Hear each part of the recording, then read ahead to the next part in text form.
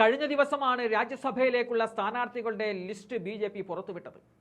ഈ ലിസ്റ്റിൽ കൃത്യമായ ഒരു മെസ്സേജ് കൂടി നൽകുന്നുണ്ട്.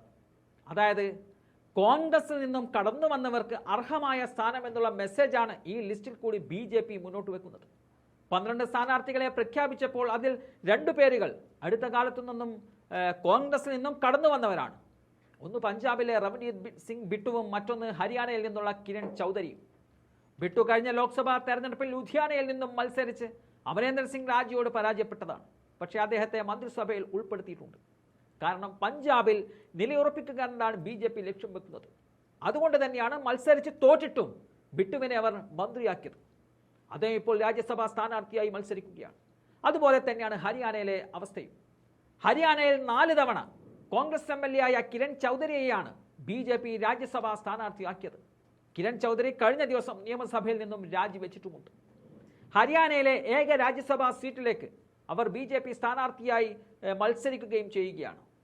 കഴിഞ്ഞ 2 മാസം മുമ്പായിരുന്നു മകൾ ശ്രുതി ചൗധരിക്കൊപ്പം അവർ ബി.ജെ.പിയിൽ ചേർന്നത്. നിയമസഭാ സ്പീക്കർ ഗ്യാൻചന്ദ് ഗുപ്ത കിരൺ ചൗധരിയുടെ രാജി സ്വീകരിച്ചിട്ടുമുണ്ട്. കോൺഗ്രസ് നേതാവായ ദീപേന്ദർ സിംഗ് ഹൂഡ ലോക്സഭയിലേക്ക് തെരഞ്ഞെടുക്കപ്പെട്ടതിനെ തുടർന്നാണ് രാജ്യസഭാ സീറ്റ് ഒഴിഞ്ഞുകിടന്നത്.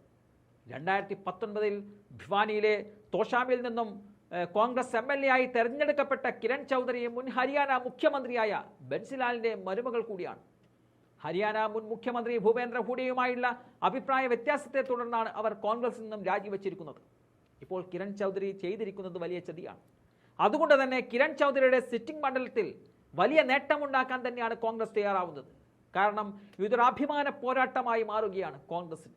ഏതായാലും ഹരിയാനയിലെ ഒഴിവ് വന്ന ഏക രാജ്യസഭാ സീറ്റിലേക്ക് സ്ഥാനാർത്ഥിയെ നിർത്തേണ്ടതില്ല എന്നതാണ് കോൺഗ്രസിന്റെ തീരുമാനം. 90 അംഗ സഭയിൽ കോൺഗ്രസിന് ഭൂരിപക്ഷമില്ല. രാജ്യസഭാ സീറ്റിൽ വിജയിക്കണമെങ്കിൽ ഒരു സ്ഥാനാർത്ഥിക്ക് 44 എം.എൽ.എമാരുടെ പിന്തുണ വേണം. കിരൺ ചൗധരി പാർട്ടി വിട്ടതോടെ കോൺഗ്രസിന് 28 എം.എൽ.എമാരാണ് നിലവിലുള്ളത്. 3 സ്വതന്ത്ര എം.എൽ.എമാർ കോൺഗ്രസിന് പിന്തുണ പ്രഖ്യാപിച്ചതോടെ കോൺഗ്രസ് എം.എൽ.എമാരുടെ എണ്ണം 31 മാറിയിട്ടുണ്ട്. ബി.ജെ.പിക്ക് 41 എം.എൽ.എമാരാണുള്ളത്. ഹരിയാന ലോക്ഹിത് പാർട്ടി എം.എൽ.എ ഗോപാൽ കാണ്ഡയുടെയും സ്വതന്ത്രനായ നയൻപാൽ റാവത്തിന്റെയും പിന്തുണയോടെ അവരുടെ എം.എൽ.എമാരുടെ എണ്ണം 43 മാറി. ജൻനായക് ജനതാ പാർട്ടി എം.എൽ.എമാരായ രാം നിവാസ്, സുർജഖേഡ, ജോഗിറാം സിഹാഗ് എന്നിവർ ലോക്സഭാ തെരഞ്ഞെടുപ്പിൽ ബി.ജെ.പി. സ്ഥാനാർത്ഥികളെ പിന്തുണച്ചവരാണ്. ഇവരും ബി.ജെ.പിയുടെ രാജ്യസഭാ സ്ഥാനാർത്ഥിയെ പിന്തുണച്ചാൽ പാർട്ടിയുടെ അംഗസംഖ്യ 45 ഉയരും.